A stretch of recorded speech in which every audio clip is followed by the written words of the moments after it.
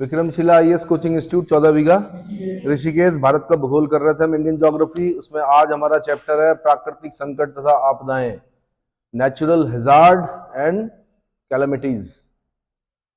तो प्राकृतिक आपदाओं वाला जो चैप्टर है वो आपका भूगोल पॉइंट ऑफ व्यू से तो है ही इंपॉर्टेंट, साथ में आपका निबंध आता है। हिंदी में क्या आता है? प्राकृतिक आपदाओं पे निबंध लिखने के लिए आता है।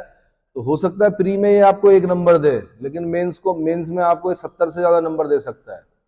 और कभी कभी तो ऐसा भी देखा गया है कि जब आप पीसीएस मेंस लिखते हो तो प्राकृतिक आपदाओं पे निबंध भी आता है और 16 नंबर का एक क्वेश्चन प्राकृतिक आपदाओं पे भी बनता है। कितना हो गया?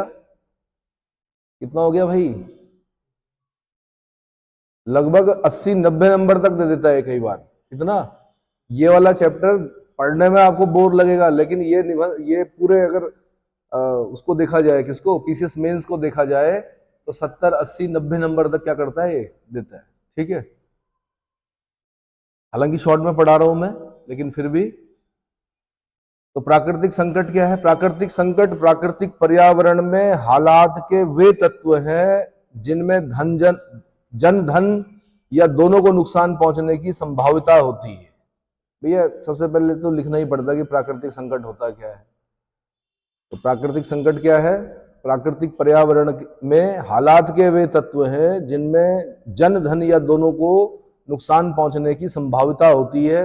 ये बहुत तीव्र हो सकते हैं या पर्यावरण विशेष के स्थायी पक्ष भी हो सकते हैं, जैसे महासागरीय धाराएं, हिमालय में तीव्र ढाल तथा अस्थिर संरचनात्मक आकृतियां, अथवा रेगिस्तानों तथा हिमाच्छादित क्षेत्रों में विषम जलवायु दशाएं आदि। प्राकृतिक संकट की तुलना में प्राकृतिक आपदाएं अपेक्षाकृत तीव्रता से घटित होती हैं तथा बड़े पैमाने पर जन धन की हानि तथा उन पर लोगों का बहुत कम या कुछ भी नियंत्रण नहीं होता है। भूकंप पर नियंत्रण कर सकते हो? कर सकते हो? नहीं कर सकते। बाढ़ पर कर सकते हैं, कुछ हद तक कर सकते हैं। आपने माना डैम बना दिया, कोई बहुउद्देशीय परियोजना लगा दी, लेकिन फिर भी क्या होता है भाई? हनुमानगढ़ है क्या है इस पर, कोसी नदी पर, हनुमानगढ़ के आसपास नेपाल भारत की बॉर्डर बैरेज बना रखा, लेकिन फिर भी बिहार में बाढ़ आती है ना। सामान्यतः प्राकृतिक आपदाएं संसार भर के लोगों के व्यापीकृत यानी जनरलाइज्ड अनुभव होते हैं, और दो आपदाएं ना तो समान होती हैं न उनमें आपस में तुलना की जा सकती है। प्रत्येक आपदा अपने नियंत्रणकारी सामाजिक पर्यावरणीय घटकों, सामाजिक अनुक्रिया जो यह उत्पन्न करते हैं तथा जिस ढंग से प्रत्येक सामाजिक वर्ग इससे निपटता है, अद्वितीय होती हैं। तो इसमें 3 विचार पढ़ने हैं हमने, 3 तथ्य पढ़ने हैं। पहला तथ्य यह है कि प्राकृतिक आपदा के परिणाम, गहनता एवं बारंबारता तथा इसके द्वारा किए गए नुकसान समयांतर पर बढ़ते जा रहे हैं। प्राकृतिक आपदा के परिणाम, गहनता एवं बारंबारता तथा इसके द्वारा किए गए नुकसान समयांतर पर बढ़ते जा रहे हैं। दूसरा हमने पढ़ना है, संसार के लोगों में इन आपदाओं द्वारा उत्पन्न भय के प्रति चिंता बढ़ रही है तथा इनसे जान माल की क्षति को कम करने का रास्ता ढूंढने का प्रयत्न कर रहे हैं। और तीसरा हमने पढ़ना है कि अंततः प्राकृतिक आपदा के प्रारूप में समयांतर पर महत्वपूर्ण परिवर्तन आया है। तो प्राकृतिक आपदाओं एवं संकटों के अवगम में परिवर्तन भी आया है। पहले प्राकृतिक आपदाएं एवं संकट 2 परस्पर अंतर संबंधी परिघटनाएं समझी जाती थी, अर्थात जिस क्षेत्र में प्राकृतिक संकट आते थे वे आपदाओं के द्वारा भी सुभेद्य होते थे। अतः उस समय मानव पारिस्थितिकी तंत्र के साथ ज्यादा छेड़छाड़ नहीं करता था, इसलिए इन आपदाओं से नुकसान कम होता था। तकनीकी विकास ने मानव को पर्यावरण को प्रभावित करने की बहुत क्षमता प्रदान कर दी है। परिणामतः मनुष्य ने आपदा के खतरे वाले क्षेत्रों में गहन क्रियाकलाप शुरू कर दिया है और इस प्रकार आपदाओं की सुभेद्यता को बढ़ा दिया है। अधिकांश नदियों के बाढ़ मैदानों में भू उपयोग तथा भूमि की कीमतों के कारण तथा तटों पर बड़े नगरों एवं बंदरगाहों जैसे मुंबई तथा चेन्नई आदि के विकास ने इन क्षेत्रों को चक्रवातों, प्रभंजनों तथा सुनामी आदि के लिए सुभेद्य बना दी है। यार पहले आप नदी मार्गों को बाधित करोगे, मानो क्या करोगे? क्योंकि सबको जो विंडो चाहिए वो किस तरफ चाहिए? नदी की तरफ चाहिए। जिसको बेंगलोर चाहिए वो कहाँ चाहिए? सागर के किनारे चाहिए। है ना। मुंबई में अगर आप जाओगे तो सबसे महंगे फ्लैट कहाँ है?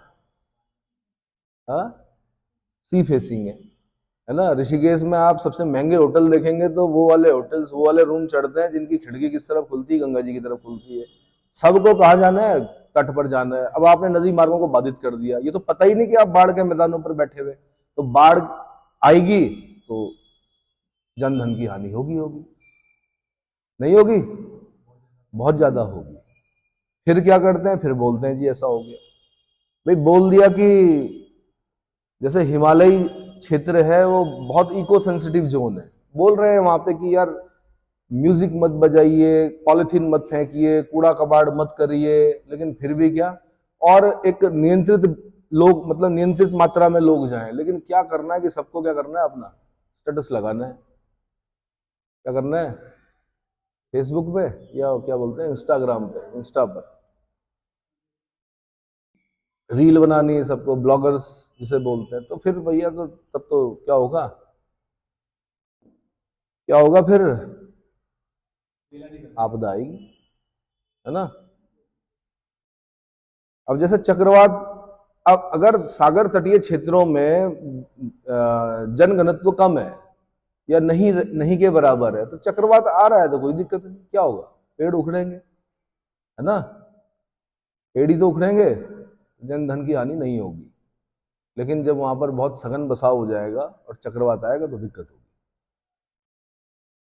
तो प्राकृतिक आपदाओं ने विस्तृत रूप से जन एवं धन की हानि की है। इस स्थिति से निपटने के लिए भरसक प्रयत्न किए जा रहे हैं। यह भी महसूस किया जा रहा है कि प्राकृतिक आपदा द्वारा पहुंचाई गई क्षति के परिणाम भूमंडलीय प्रतिघात है और अकेले किसी राष्ट्र में इतनी क्षमता नहीं है कि वह इन्हें सहन कर पाए। इसलिए 1989 में संयुक्त राष्ट्र सामान्य असेंबली, जनरल असेंबली में इस मुद्दे को उठाया गया था और मई 1994 में जापान के याकोहामा नगर में आपदा प्रबंधन की विश्व कॉन्फ्रेंस में इसे औपचारिकता प्रदान कर दी गई। यही बाद में याकोहामा रणनीति तथा अधिक सुरक्षित संसार के लिए कार्य योजना कहा गया। इसको क्या कहा गया? याकोहामा कहां पड़ता है? जापान में। याकोहामा रणनीति तथा अधिक सुरक्षित संसार के लिए कार्य योजना। जैसे सुनामी आ गई, माना हाँ जी, सुनामी आ गई। सुनामी क्या होती है? जापानी भाषा का शब्द है सुनामी, टी से स्पेलिंग स्टार्ट होती है। तो सुनामी है क्या? जैसे हम बोलते हैं ना भूकंप आ गया। अगर सागर तली पर भूकंप आ गया माना, तो भूकंप के बाद जो वेव्स उठती हैं और वो वेव्स जब हिट करती हैं किसको? तटों को, उसको हम क्या बोलते हैं? सुनामी बोलते हैं। अब माना इंडोनेशिया में क्राकाटोआ वॉल्केनो है, माना बहुत समय पहले की बात है। तो वो जैसे ये पहाड़ दिख रहा है आपको, उसका आधा भाग उड़ गया आसमान में, इतना भयंकर विस्फोट हुआ। करीब 1,500-2 हजार किलोमीटर दूर तक क्या हुआ? उसकी आवाज सुनी गई। कई महीनों तक सूरज की किरणें नीचे नहीं पहुंच पाई क्योंकि वॉल्केनिक जो डस्ट थी उसने पूरा वातावरण क्या कर दिया? ढक दिया। उसके बाद सागर से फिर दोबारा जब भूकंप आया, उसने इतनी बड़ी सुनामी लेके आए, बताया जाता है कि इंडोनेशिया में लाखों लोग मरे उसमें।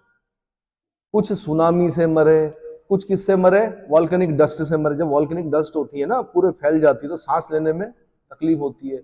सूरज की किरणें नहीं पहुंची, पौधे भी खत्म हो गए इतने दिनों में, महीनों में। समझ में आ रहा है?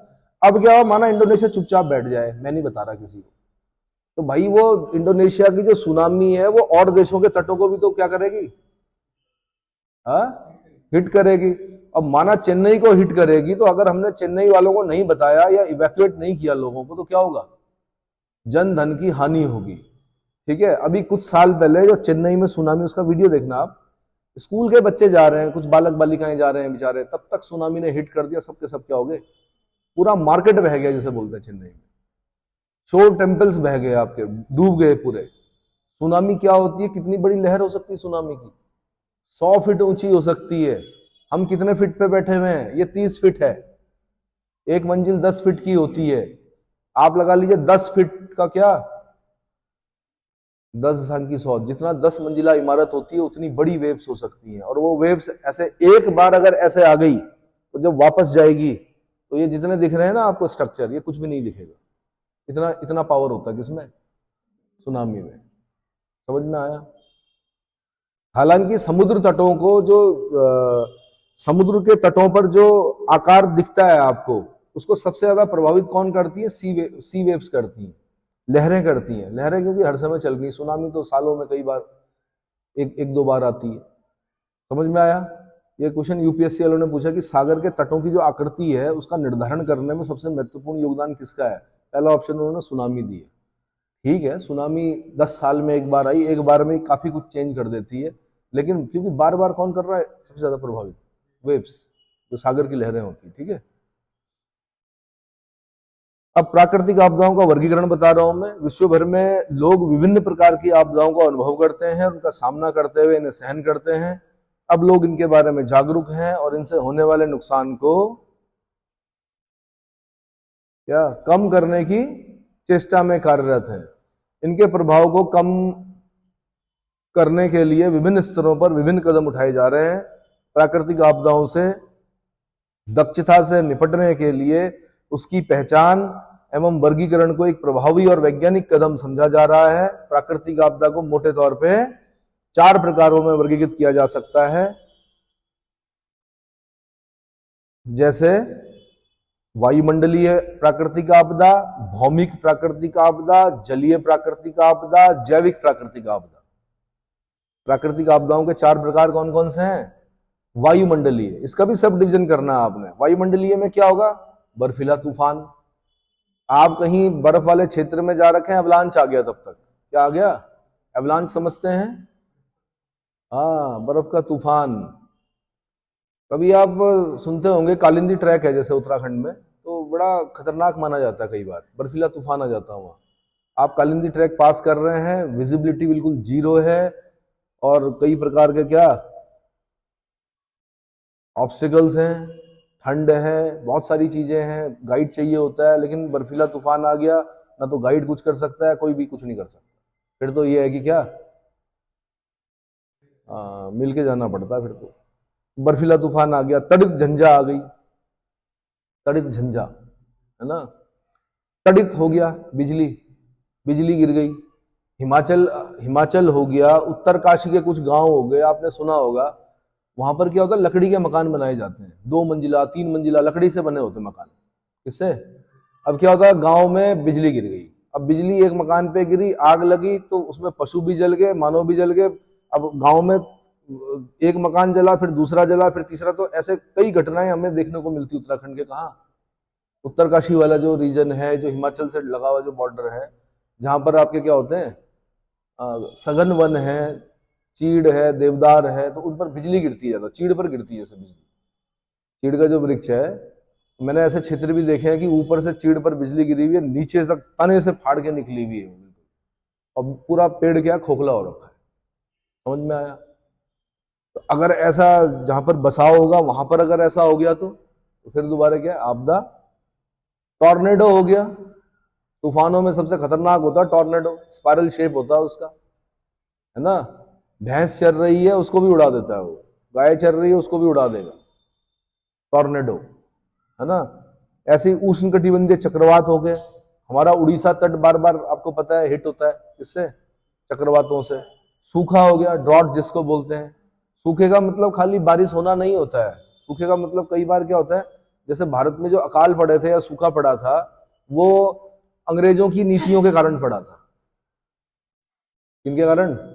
उनकी जो नीतियां थी, भूमि संबंधी नीतियां थी, या जो भूमि कर लेने की जो नीतियां थी, इतना ज्यादा टैक्स लेते थे कि किसान क्या भुखमरी के कगार पर आ जाता था, है ना। या फिर अगर जैसे जो आपका कहीं से कनेक्शन टूट जाता है, माना पहाड़ी क्षेत्रों में जाने वाले सारे पुल टूट गए, सारे रास्ते बंद हो गए, सप्लाई चेन क्या हो गई, बाधित हो गई, तो उसको भी आप क्या बोल सकते हो? ड्रॉट बोल सकते हो। ठीक है। सूखा हो गया, उल्कापात हो गया। उल्कापात, उल्काएं गिरती हैं, उल्कापात। यार तुम रात को देखते होंगे, नहीं बोलते तारा गिर रहा है ना, आंखें बंद कर लो विश पूरी हो जाएगी, कुछ नहीं होता ऐसा, है ना। वो पिक्चरों में होता है, कोई विश पूरी नहीं होती। ऊपर से जो, क्योंकि मंगल और बृहस्पति के बीच में क्या है, क्षुद्र ग्रह है, क्या है, और वो तो शुक्र है कि बुध शुक्र पृथ्वी मंगल बृहस्पति, वो तो शुक्र है, बीच में मंगल है। मंगल को बड़ा बुरा मानते हैं, आपकी मंगली है जी, शतमंगली है, अठमंगली है, बोलते हैं ज्योतिष में। मंगल ना होता और बृहस्पति ना होता तो वो सारे हम पे गिरते हैं, वो इस पर, पृथ्वी पर। पर पृथ्वी के वायुमंडल पे आते ही वो जलना स्टार्ट हो जाता है। छोटे मोटे दिखते हैं आपको, जो क्या बोलते हैं उनको, शूटिंग स्टार्स, मिटेवर शार्स होती हैं। जब बिल्कुल ऐसा जैसा अनार जलता है वैसा रशिया की तरफ दिखता है। हाँ, रशिया की तरफ दिखता है। कई देशों में जहां पर बिल्कुल शुद्ध वातावरण है, एनवायरमेंट बिल्कुल साफ है, तो वहां दिखता है। और टुकड़े गिरते हैं जमीन तक, ऐसा नहीं है, अंटार्कटिका में गिरते हैं। वैज्ञानिक जाते हैं, उनको इकट्ठा करते हैं, उसको देखते हैं कि भाई ये क्या चीज है। समझ में आया? तो उल्कापात, डायनासोर थे कभी इस धरती पर, ये पता है कैसे गायब हुए? किसी एस्ट्रॉइड की टक्कर से, किसी उल्का की टक्कर से क्या हुआ, पृथ्वी पर कई 100 परमाणु बमों के विस्फोट के बराबर ऊर्जा विमुक्त हुई, और डायनासोर जैसी प्रजातियां भी क्या हो गई, विलुप्त हो गई। आपका भारत में एक लोनार लेक है, महाराष्ट्र के बुल्ढाना डिस्ट्रिक्ट में एक खड्डा है बहुत बड़ा। हाँ जी, हाँ, तो क्रेटर लेक बोलते हैं उसको। तो क्रेटर जो होता है, या तो ज्वालामुखी के मुंह को बोलते हैं, या फिर कोई उल्का पिंड गिर जाए, खड्डा हो जाए, तो उसको भी बोलते हैं। तो भाई अगर उल्का पिंड जब गिरेगा धरती पर और बुल्ढाना डिस्ट्रिक्ट में वो लोनार जैसा खड्डा बनाएगा, माना, तो कितनी ऊर्जा विमुक्त होगी। तो ये मत सोचना कि हम उत्तराखंड के पहाड़ों के बीच में बच जाएंगे, नहीं बचेंगे। उत्तराखंड क्या, पाकिस्तान क्या, चाइना क्या, मंगोलिया क्या, वहां तक उसका इम्पैक्ट देखा जाएगा, और पृथ्वी के एक बहुत बड़े भाग पर उसका इम्पैक्ट देखा जाएगा। इतनी ऊर्जा विमुक्त होगी कि क्या, उड़ जाओगे, जिसे बोलते हैं बैठे बैठे। क्या हो जाओगे? ये कुछ बच्चे मजाक सोचते हैं।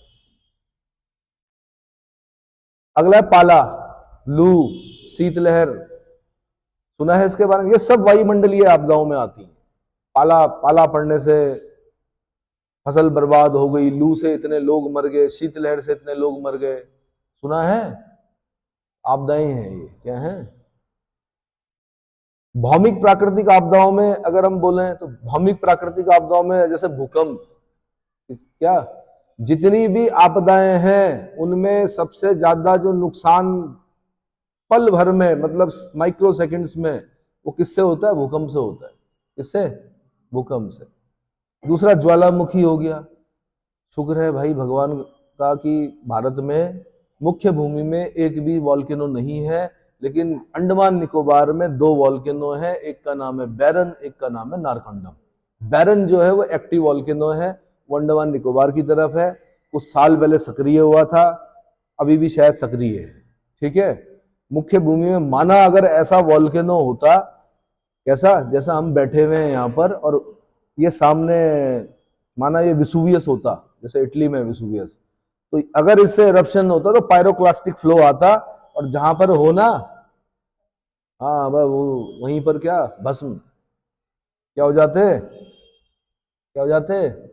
नेपल्स एक शहर है शायद इटली में, वहां पर अगर आप देखेंगे तो शायद वॉल्केनिक डस्ट से हुए, किस चीज से हुए, बहुत सारे लोग थे, वो पत्थर बन चुके हैं। पत्थर बन चुके हैं मतलब जैसे उसमें लोग देखने जाते हैं तो पत्थर ऐसे हैं जैसे माँ है, उसके चेहरे पे जो भाव हैं वो बड़े कैसे हैं, डर वाले भाव। उसकी गोद में एक शिशु है, वो भी पत्थर बन चुका है। बहुत सारे लोग, कोई लेटा हुआ, कोई खड़ा हो रखा, मतलब ऐसे ही मर गए वो लोग। और क्या बन चुके हैं, तो उसको नेट पे जाके देखना, कहां पर है भाई, नेपल्स नगर में, कहां पर है।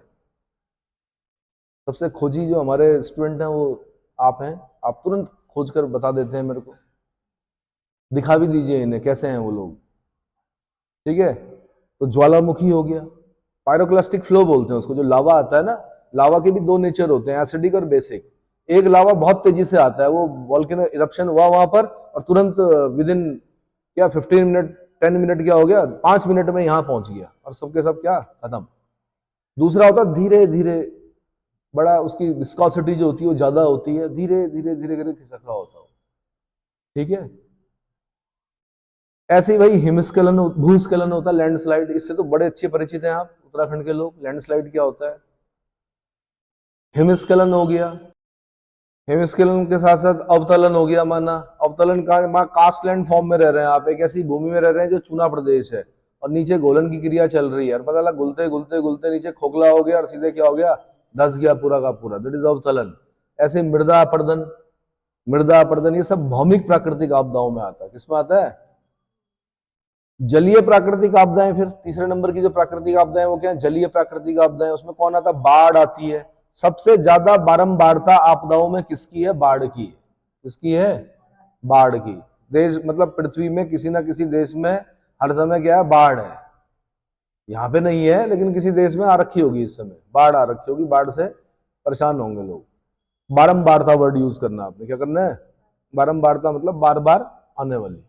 ऐसे ज्वार है, हाई टाइड आ गया माना, महासागरीय धाराएं हैं, तूफान है, सुनामी है, ये सब किस में आते हैं? जलीय प्राकृतिक आपदाओं में आते हैं। किसमें आते हैं? ऐसे जैविक प्राकृतिक आपदाओं में क्या होता है? पौधे व जानवर उपनिवेशक के रूप में, टिड्डियां जैसे, टिड्डी दल आया और टिड्डी दल ने क्या कर दिया? पूरी फसल को बर्बाद कर दिया। टिड्डी दल जब आता है, आपका 10,000 हेक्टेयर का खेत है माना, उसमें बड़ी अच्छी फसल हो रखी है, टिड्डी आएगी 2 घंटे में चट करके गायब। उसको भी किस रूप में लेते हैं? आपदाओं के रूप में लेते हैं। कीट ग्रसन फफूंद हो गई सॉरी, कीट ग्रसन फफूंद हो गई, बैक्टीरिया हो गया, वायरल संक्रमण हो गया, डेंगू हो गया, ये सब क्या है? जैविक आपदाएं हैं। कैसी हैं? डेंगू वायरस हो गया, जैसे एडीज इजिप्टी जिसे बोलते हैं, एडीज मच्छर के काटने से क्या होता है? डेंगू होता है। ठीक है, वायरल संक्रमण हो गया, अभी आया था कोरोना वायरस, देखा था आपने, सारी दुनिया क्या थमसी गई थी। कुछ समय तक क्या लॉकडाउन लगा रहा, कुछ समय तक क्या कई महीनों तक लगा रहा। फायदा भी हुआ, नुकसान भी हुआ। फायदा ये हुआ कि पृथ्वी को हील होने का मौका मिला, एनवायरनमेंट जो है बिल्कुल साफ हो गया था, है ना, और लोगों की समझ में काफी कुछ आया। क्या आया? कि भौतिकवाद की दौड़ में लास्ट में क्या काम आना है? भोजन। क्या काम आना है? खाली भोजन। और पब्लिक डिस्ट्रीब्यूशन सिस्टम का पता चला। किसका पता चला? PDS, public distribution system. मतलब जितने भी प्रशासनिक अधिकारी हैं उनको पीडीएस सिखाया जाता है कि पीडीएस क्या चीज होती है। घर घर जो आपके घर राशन पहुंची है, जो हर चीज पहुंची है, दवाइयां पहुंची है, या जो भी चीजें मतलब लॉकडाउन के समय पहुंची है, वो पीडीएस के अंतर्गत आता है। ठीक है, अगला बर्ड फ्लू हो गया, एक मुर्गे पे हुआ और सारे मुर्गे क्या बर्ड फ्लू के शिकार हो गए। क्वारंटाइन करना पड़ता है फिर उनको। इस बार तो आपने मनुष्यों के लिए भी सुना होगा क्वारंटाइन, पहले हम मुर्गों के लिए पढ़ते थे कि मुर्गों में एक बीमारी हुई थी कभी, रानीखेत बीमारी। कौन सी? रानीखेत। क्योंकि रानीखेत हमारे रानीखेत के नाम पे पड़ा हुआ उत्तराखंड के, उस रानीखेत का टीका फिर खोजा गया था उत्तराखंड में ही। कहां पर? जिसको पशु चिकित्सा का मक्का कहते हैं, मुक्तेश्वर। कहां पर? मुक्तेश्वर। वहां पर डॉक्टर लिंगार्ड ने कभी एक लेबोरेटरी खोली थी, उस पर रिसर्च की थी, तो उन्हीं के उस सेंटर पर वैज्ञानिकों ने शोध किया और उसके बाद पता चला कि रानीखेत बीमारी का इलाज ये है, टीका जिसे बोलते हैं। ठीक है, ऐसे स्वाइन फ्लू हो गया, स्वाइन फ्लू, ऐसे ही कोविड-19 हो गया। ये सब कैसी है? जैविक बीमारी है। क्या है? जैविक बीमारी है। भारत उन देशों में है जहां ये सब प्राकृतिक आपदाएं घटित हो चुकी हैं, जितनी मैंने आपको बताई है। इन आपदाओं की वजह से भारत में हर वर्ष हजारों लोगों के प्राण चले जाते हैं और करोड़ों रुपए की माली नुकसान होता है, जान माल की हानि होती है कुल मिला के। ठीक है, अच्छा जी, भारत में प्राकृतिक आपदाएं की बात करें अगर, तो भारत एक प्राकृतिक और सामाजिक सांस्कृतिक विविधताओं वाला देश है। वृहत भौगोलिक आकार, पर्यावरणीय विविधताओं और सांस्कृतिक बहुलता के कारण भारत को भारतीय उपमहाद्वीप और अनेकता में एकता वाली धरती के नाम से जाना जाता है। वृहत आकार, प्राकृतिक परिस्थितियों में विभिन्नता, लंबे समय तक उपनिवेशन, अभी भी जारी सामाजिक विभेदीकरण तथा बहुत अधिक जनसंख्या, इसने भारत की प्राकृतिक आपदाओं द्वारा सुभेद्यता यानी वल्नरेबल बोलते हैं ना, वीक, वल्नरेबल मतलब वीक, वल्नरेबिलिटी को बढ़ा दिया है। इन प्रेक्षणों को भारत की कुछ मुख्य प्राकृतिक आपदाओं से समझा जा सकता है। तो जैसे भारत में भूकंप, अच्छा ये समझ लीजिए भारतीय उपमहाद्वीप क्यों बोल रहे हैं हम इसको? वृहत भौगोलिक आकार, भारत का आकार कैसा है? भौगोलिक आकार बहुत बड़ा है। क्या है? दूसरा, पर्यावरणीय विविधताएं हैं हमारे देश में। 0 डिग्री इक्वेटर वाले एक जैसा मौसम है साल भर। साल भर क्या, जब जन्म लेता है शिशु और मरते दम तक एक ही जैसा क्या है मौसम मतलब रोज 3 बजे तक भयंकर गर्मी होनी है, 3 बजे के बाद बारिश होनी है, और बहुत ज्यादा ह्यूमिडिटी, मतलब जैसे हमें जुलाई में होता है, तो जुलाई में वहां का 10% भी नहीं होता है यहाँ पर। नहीं बोलते हम कि बड़ा कैसा हो गया, उमस सी हो गई कि, ऐसी उमस आपको 0 डिग्री इक्वेटर, मतलब सबसे बेकार जो जीवन है, जीवन के लिए रहने के लिए, वो कहाँ है? 0 डिग्री इक्वेटर वाला जो क्षेत्र है। ठीक है, तो वृहद भौगोलिक आकार है, पर्यावरणीय विविधता है और सांस्कृतिक बहुलता है, इसलिए भारतीय उपमहाद्वीप कहा जाता है, या अनेकता में एकता वाली धरती कहा जाता है किसको? भारत को। अब क्या है, क्योंकि बहुत बड़ा आकार है, प्राकृतिक परिस्थितियों में विभिन्नता है, लंबे समय तक उपनिवेशन रहा है यहाँ पर, अभी भी सामाजिक विविधीकरण की प्रक्रिया चल रही है। सामाजिक विविधीकरण मतलब जातिवाद, क्षेत्रवाद, है ना, अधिक जनसंख्या है तो वल्नरेबिलिटी जो है वो क्या हो गई, सुभेद्यता जो है वो बढ़ गई है प्राकृतिक आपदाओं। चलो जी, भारत में भूकंप, अर्थक्वेक इन इंडिया। भूकंप पटल की कंपन अथवा लहर है जो धरातल के नीचे अथवा ऊपर चट्टानों के लचीलेपन या गुरुत्वाकर्षण की समस्थिति में क्षणिक अव्यवस्था होने पर उत्पन्न होती है। थोड़ा हिंदी में लिखना टफ तो होता ही है। क्षणिक अव्यवस्था कितना अच्छा शब्द है। अभी बैठे हो, अभी भूकंप आएगा, माना क्षणिक अव्यवस्था, एक क्षण में क्या, बिल्कुल नीचे 30 फुट पे बैठे हो, 10 फुट पे पहुंच, 10 भी कहाँ, 0 पे पहुंच जाओगे, ग्राउंड फ्लोर, है ना। बोलते हैं कि बुरा, जब भी मैं बोलता हूं तो क्या बताता हूं, मैं सत्य बताता हूं दरअसल। ठीक है, जहां पे हम बैठे हैं वो सिस्मिक जोन है, नेगेटिव नहीं है, इसको नेगेटिव नहीं बोलते भाई। हाँ जी, तो वही बात हो गई क्या, छोड़ो। भूकंप जो है भूपटल की कंपन अथवा लहर है जो धरातल के नीचे अथवा ऊपर चट्टानों के लचीलेपन या गुरुत्वाकर्षण की समस्थिति में आइसोस्टेसी गुरुत्वाकर्षण की समस्थिति में क्षणिक अव्यवस्था होने पर उत्पन्न होती है। यह सबसे ज्यादा अपूर्व सूचनीय और विध्वंसक प्राकृतिक आपदा है। अपूर्व सूचनीय, इसकी सूचना पहले से नहीं मिलती है भूकंप की। हालांकि भूकंप में आपने सुना होगा primary waves, secondary waves, long period waves, 3 तरह की वेव्स होती है। कौन कौन सी? प्राइमरी, सेकेंडरी और पी हो गया, एस हो गया और एल, लॉन्ग पीरियड वेव्स, है ना। हमें जो पता चलता है वो लॉन्ग पीरियड वेव्स का पता चलता है। पहले प्राइमरी वेव्स चलती हैं, फिर सेकेंडरी वेव्स चलती हैं। अब हमारे पास 5 सेंसेस हैं, 6 सेंस तो है नहीं हमारे पास। पशुओं को पता चल जाता है प्राइमरी वेव्स पर, अचानक से उनका व्यवहार क्या हो जाता है, बदल जाता है, बेचैनी हो जाती है उनके अंदर। जापान में कुछ लोग पॉट पर मछलियां पालते हैं, वो मछलियां उस पॉट से कूदना शुरू कर देती हैं बाहर कि भूकंप आने वाला है। देखो ना कितना डर है मछलियों को, छोटी छोटी होती है, कूदना शुरू कर देती हैं। जानवरों का जो व्यवहार होता है एकदम से क्या होने लग जाता है, माना आपने बांध रखे हैं तो एकदम से क्या करने लग जाएंगे, वो उथल पुथल करने लग जाएंगे, अपना किला तोड़ने के लिए प्रयास करेंगे। क्या करेंगे? उनको प्राइमरी वेव, सेकेंडरी वेव्स का पता चल जाता है। हमें पता चलता है लॉन्ग पीरियड वेव्स पर, जब जिग जैक होता है धरती का जो सरफेस होता है उसमें क्या, हाँ, ऊपर नीचे सब, ठीक है, क्रैक।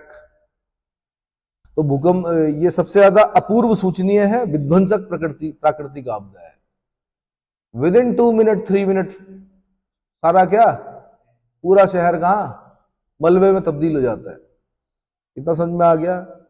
भूकंपों की उत्पत्ति प्लेट विवर्तनिकी यानी प्लेट टेक्टोनिक से संबंधित है। प्लेट विवर्तनिकी सिद्धांत हमने पढ़े थे कहां पर, फिजिकल ज्योग्राफी में। प्लेट विवर्तनिक क्या होता है ये सब बता रखा है पहले, कि अर्थ जो है वो जितने भी कॉन्टिनेंट हैं, ओशियन है, मतलब उसमें क्या नीचे प्लेटें हैं, बड़ी प्लेटें हैं, छोटी प्लेटें हैं। वो प्लेटें क्या है कि मैग्मा पर तैर रही हैं, उन प्लेटों के ऊपर है आपके कॉन्टिनेंट।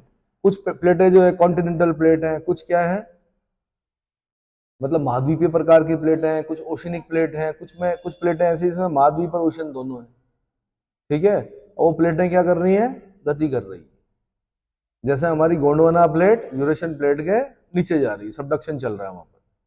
ठीक है, तो भूकंप पृथ्वी की ऊपरी सतह में विवर्तनिक गतिविधियों से निकली ऊर्जा के कारण पैदा होते हैं। पहले मैंने बताया आपको भूकंप की उत्पत्ति प्लेट विवर्तनिक से संबंधित है। ये विध्वंसक है और विस्तृत क्षेत्र को प्रभावित करते हैं। भूकंप पृथ्वी की ऊपरी सतह में विवर्तनिक की गतिविधियों से निकली ऊर्जा के कारण पैदा होते हैं, अर्थात एस्थेनोस्फीयर के मैग्मा में बहने वाली धाराओं यानी तरंगों के कारण प्लेटों की गतिशीलता ही भूकंप का कारण मानी जाती है। आप जब इन शब्दों का प्रयोग करते हो ना, तभी चेक करने वाले को पता चलता है कि हाँ आप परिचित हो इस सब्जेक्ट से। कहीं आपने बोल दिया उथल पुथल जिक जैक, ये इन शब्दों से नहीं मिलते नंबर। आपने बोला एस्थेनोस्फीयर में जो मैग्मा है उसमें जो आपकी धाराएं चलती हैं, ऐसे चलती हैं धाराएं, तो माना ऐसे चल रही है धाराएं। ये इन धाराओं के यानी तरंगों के कारण प्लेट की गतिशीलता ही भूकंप का कारण है। तो प्लेट गतिशील क्यों है ये भी पता होना चाहिए कि एस्थेनोस्फीयर में मैग्मा में बहने वाली तरंगों या धाराओं के कारण प्लेटें गतिशील हैं और वो गतिशीलता ही भूकंप का कारण है। कभी कभी मानवीय क्रियाकलाप जैसे परमाणु विस्फोट, बड़े बड़े बांधों का निर्माण, खनन, ये भी भूकंप का कारण बनते हैं। अब वैसे तो सरकार ने बताया नहीं है, लेकिन बताया जाता है कि जब दूसरी बार हमने परमाणु परीक्षण किया, कहां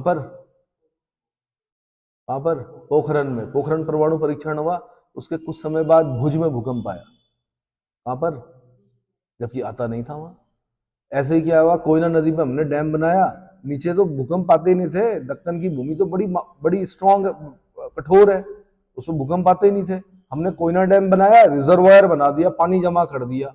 पानी जमा करने से क्या हुआ कि नीचे जो रॉक्स थी उस पर इलास्टिक रिबाउंड थ्योरी लगी। क्या लगी? प्रत्यास्थ पुनश्चलन सिद्धांत पढ़ेंगे, ये फिजिकल ज्योग्राफी में पढ़ा हुआ आपने। प्रत्यास्थ पुनश्चलन सिद्धांत मतलब इलास्टिक रिबाउंड थ्योरी। और वो रॉक्स टूटी नीचे की, ऊर्जा विमुक्त हुई, भूकंप आया, जन धन की हानि हुई। बोलना पड़ा हमें कि नहीं भैया, दक्कन में भी क्या हो सकता है, भूकंप आ सकते हैं मानवीय क्रियाकलापों के कारण। इलास्टिक रिबाउंड थ्योरी क्या है? जैसे मैं एक एग्जांपल दे रहा हूँ, एक इलास्टिक को खींचा आपने, क्या होगा, एक दिन वो टूटेगा और आपके दोनों हाथों पर क्या होगी, चोट लगेगी। वो चोट क्या है? वो विमुक्त हुई ऊर्जा है। इलास्टिक जो है वो अपनी स्थिति में बने रहना चाहता है, आप उसको खींच रहे जबरदस्ती। क्या कर रहे हो? वो बीच से टूट गया, रबर है जैसे, छोटे बच्चे नहीं करते, क्या होगा? टूटेगा तो क्या होगा? चोट लगेगी। ये एग्जाम्पल है भूकंप का। नीचे रॉक्स हैं बड़ी बड़ी, उसके ऊपर क्या किया आपने? पानी जमा कर दिया, इतना जमा कर दिया कि उस पर भार पड़ा, वो टूट गई, तो ऊर्जा विमुक्त हुई, तो भूकंप आया। समझ में आया? कुछ बच्चे बोलते हैं कि जी साइन थीटा कॉस थीटा कहीं काम नहीं आता हमारे। तो कहां से काम आना, आप उस क्षेत्र में गए नहीं हो। जब आप फ्लूइड डायनेमिक्स पढ़ते हो, मैथ्स में पढ़ते हैं, फ्लूइड डायनेमिक्स पढ़ते हो, क्या पढ़ते हो? उसमें एक क्यूब लेते हैं हम, एक क्यूब बनाते हैं ऐसा, माना ये क्यूब है, ये तो खैर ये माना एक क्यूब ले लिया हमने, हम इसके नीचे एक एरो बनाते हैं, इसका कितना भार पड़ा, फिर ऐसे में निकालते हैं यहाँ पे कितना भार पड़ा, मतलब, और यहाँ पर माना मैंने डैम बना दिया। क्या बना दिया? तो अब पूरे डैम का तो निकालूंगा नहीं मैं, पहले मैं एक क्यूब लूंगा, 1 सेंटीमीटर 1 सेंटीमीटर 1 सेंटीमीटर लंबा चौड़ा और ऊंचा। उसका मैं देखूंगा इसका भार कितना है, इसका ऐसे में भार कितना है, क्योंकि डैम को यहाँ पर वो लगाएगा ना, इसका ऐसे में भार कितना, मतलब इसका ऐसे में कितना पावर फोर्स लगेगा। मैंने एक क्यूब का निकाल दिया, फिर मैंने पूरा वॉल्यूम निकाला, जितना मैंने माना कोयना के पीछे जो पानी रिजर्वायर जो बना रखा था उसका वॉल्यूम निकाला। मैंने कहा अगर एक क्यूब का इतना पड़ रहा है तो पूरे वॉल्यूम का इतना पड़ेगा। फिर जियोलॉजिस्ट आएंगे, मैथमेटिशियन ने तो अपना काम कर दिया, फिर जियोलॉजिस्ट आएंगे, जियोलॉजिस्ट बोलेंगे कि भाई ये नीचे ऐसी रॉक है, ये इतना सह सकती है, क्या कर सकती है, और अगर वो बोलेंगे नहीं सह सकती तो बांध की जो रिजर्वायर है उसकी जो वो है क्या, उसको कम कर दिया जाएगा। क्या कर देंगे? हाइट कम कर देंगे। टिहरी डैम है, क्यों विरोध हो रहा था इसका? पर्यावरणविद क्यों विरोध कर रहे थे? इसलिए कर रहे थे क्योंकि सिस्मिक जोन पर है। किस पर है?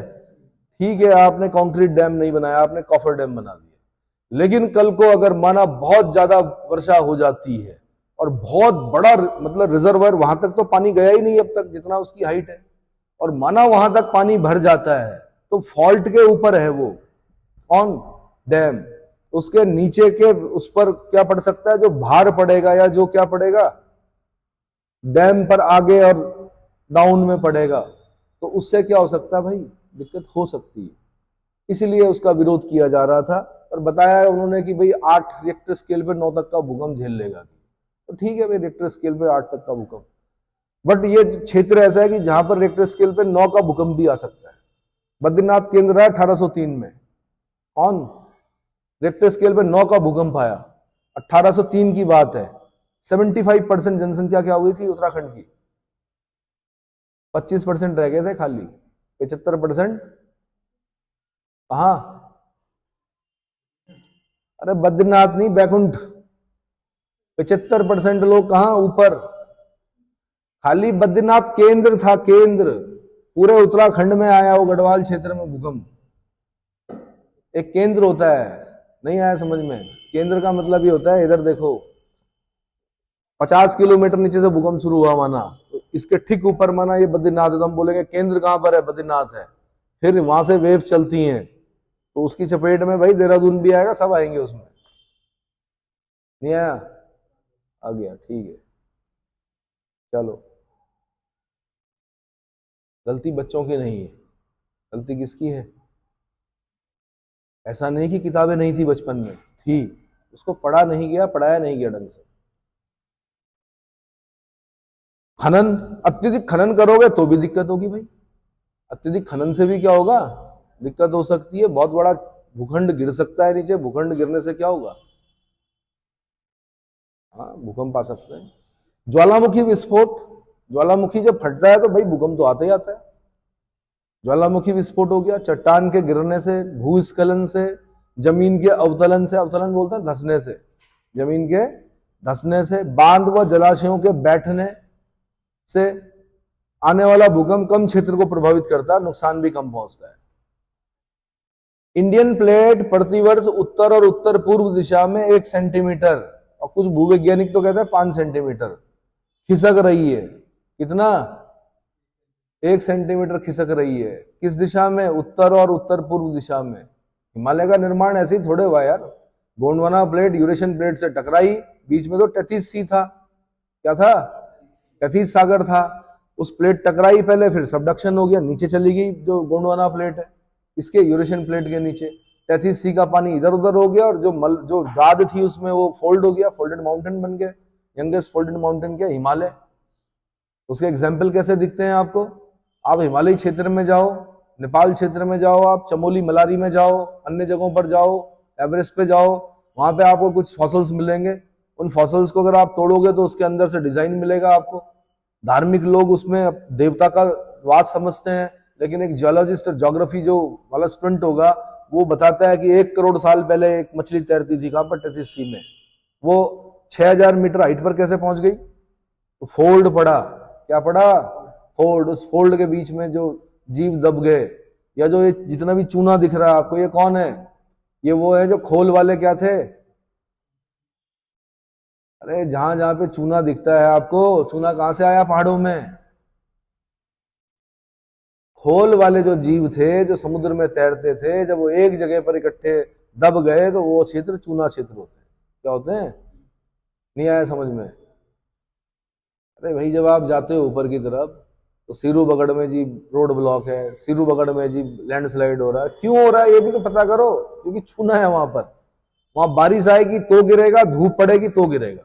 जब बारिश आएगी तो चूना घुलन होगा उसमें, और चूने के साथ क्रिया होगी किसकी, पानी की, और जब उबलेगा वो तो फिर नीचे गिरेगा गिरेगा। और जब धूप पड़ेगी तो क्रैक पड़ेंगे, क्रैक पड़ेगा फिर गिरेगा वो। नहीं आया समझ में, तो वो चूना आया कहां से, तो जब फोल्ड पड़ रहा था तो जितने भी खोल वाले जीव थे, जैसे सीप हो गया, शंख हो गया, एक जगह पर जब दब गए तो वो क्या बना, चूना बना। जो जो जितनी भी मछलियां थी, जितने भी मरीन्स थे, ये समुद्री जीव थे, वो दबे तो क्या बना, पेट्रोलियम बना। क्या बना, अरे भाई असम में एक अंग्रेज खच्चरों के साथ जा रहा था, किसके साथ जा रहा था, और वो उसके खच्चरों के पैर में क्या हो गया कि उसको कुछ दिखा, तो उसने कहा dig boy, dig boy, a boy dig here, लड़के यहाँ पर खोदो। क्या निकला, पेट्रोलियम निकला। तो हिमालय क्षेत्र में भी पेट्रोल है। ऐसा नहीं कि यहाँ पर नहीं मिलेगा आपको, यहाँ भी मिलेगा, लेकिन उसको खोदने की, जो उसको निकालने की जो कॉस्ट होगी वो बहुत ज्यादा होगी, पता नहीं किस गर्त में होगा। अवसादी जलज सेलों के बीच में मिलता है पेट्रोलियम जो मिलता है।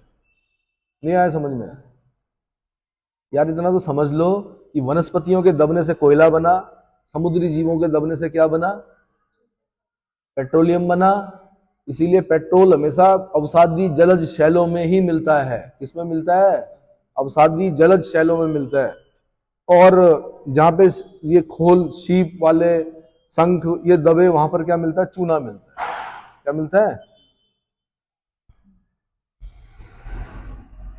तो इंडियन प्लेट प्रतिवर्ष उत्तर और उत्तर पूर्व दिशा में 1 सेंटीमीटर खिसक रही है, परंतु उत्तर में स्थित यूरेशियन प्लेट इसके लिए अवरोध पैदा करती है। परिणाम स्वरूप इन प्लेटों के किनारे लॉक हो जाते हैं और कई स्थानों पर लगातार ऊर्जा संग्रह होती रहती है।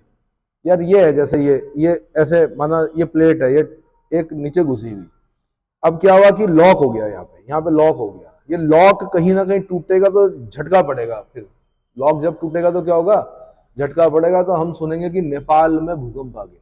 क्या आ गया? यानी स्विमिंग पूल में जो पानी था, 2 बार धरती ऐसे हुई, एक बार इधर एक बार इधर, और जितना पानी था सब इधर उधर हो गया, तो स्विमिंग पूल क्या हो गया? खाली। रिक्टर स्केल पर कितने का? 7 का भूकंप, 6.5 का भूकंप। समझ सकते हो? नहीं समझ सकते? तुमने भूकंप देखा ही नहीं? करवा दें?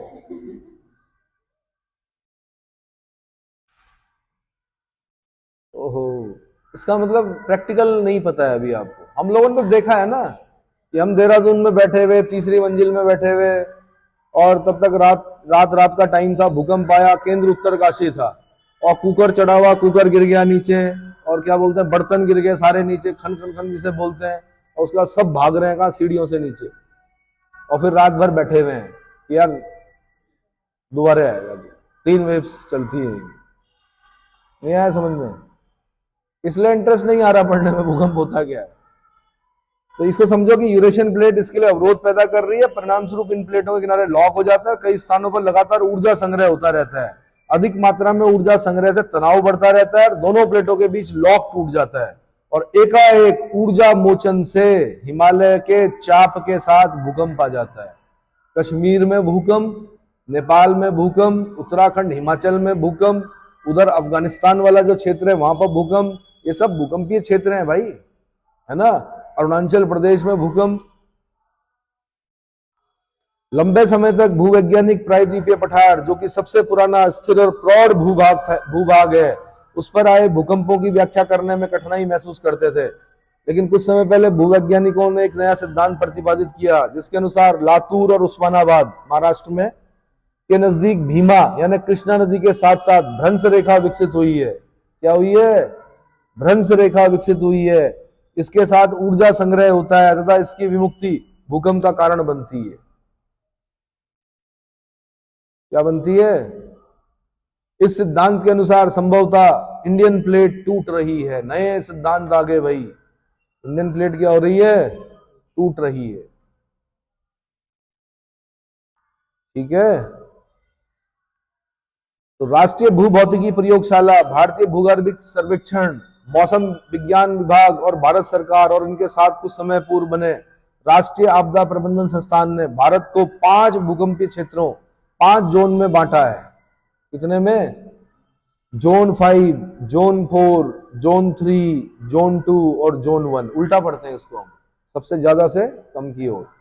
जोन 5 में भाई जितने भी पूर्वोत्तर राज्य हैं, बिहार, नेपाल सीमावर्ती क्षेत्र, उत्तराखंड, हिमालय व पंजाब के सीमावर्ती क्षेत्र, गुजरात का कच्छ प्रदेश, ये सब शामिल है। 10.79% भूकंप यहीं पर आते हैं देश के। वहां पर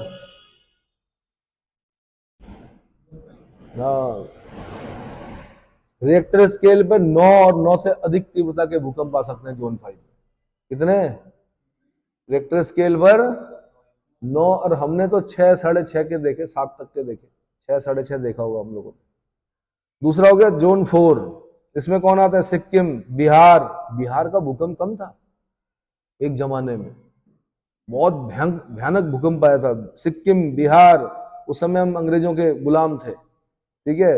उत्तरी बंगाल, हुगली डेल्टा, उत्तर प्रदेश तथा उत्तरी एवं पश्चिमी भाग, दिल्ली, उत्तरी हरियाणा, पंजाब, जम्मू कश्मीर केंद्र शासित प्रदेश, लद्दाख केंद्र शासित प्रदेश, और पश्चिम में काठियावाड़ तट से लेकर राजस्थान के दक्षिण पश्चिमी भाग तक अर्धचंद्राकार आकृति में फैला कोंकण तट का दक्षिणी भाग, ये सब शामिल होते हैं। 17.49% भूकंप आते हैं इसमें, सॉरी 17.49% हिस्सा आता है इसमें, और वो जो था वो 10.79% ऊपर वाला भू क्षेत्र था। वो क्या था? भू क्षेत्र। ये 17.49 भू क्षेत्र कितने में जोन 4 में आता है। जोन 3 में 30.79% क्षेत्र आता है।